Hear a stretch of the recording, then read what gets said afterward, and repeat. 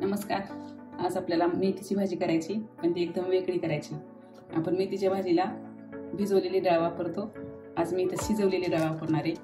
तर मी इथे ही तुरीची डाळ शिजवून घेतली एक वाटी आणि ही मेथीची जुडी घेतली अर्धी. मेथीची जुडी अगोदर स्वच्छ धुवायची, अगोदर चिरायची आणि नंतर धुवून घ्यायची. मेथीची भाजी मी स्वच्छ धुवून एकदम बारीक कापून घेतली. अशी एकदम बारीक चिरून घ्यायची.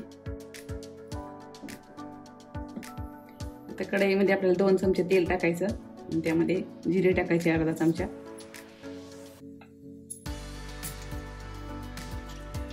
आणि एक बारीक चिरलेला कांदा. कांदा आपल्याला तांबूस रंगावरती चांगला भाजून घ्यायचा.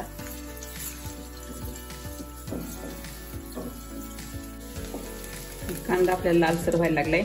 आता आपल्याला बारीक चिरलेली मेथी टाकून घ्यायची.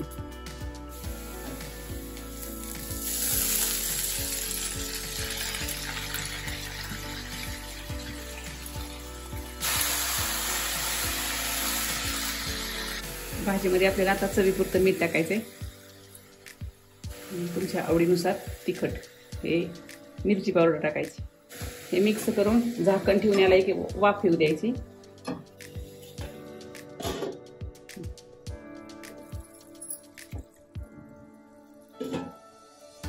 भाजीला एक वाफ आली, थोडी शिजली भाजी. आता आपल्याला यामध्ये शिजलेली तुरीची डाळ टाकून घ्यायची.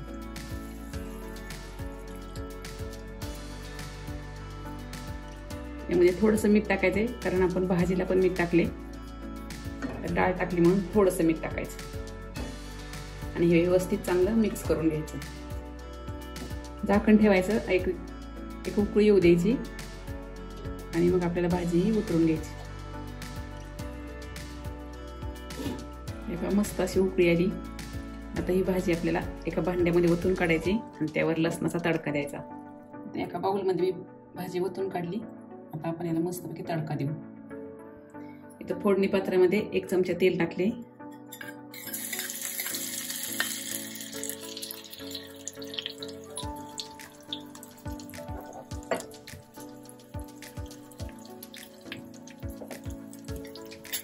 लसूण लालसर झाला की गॅस बंद करायचा.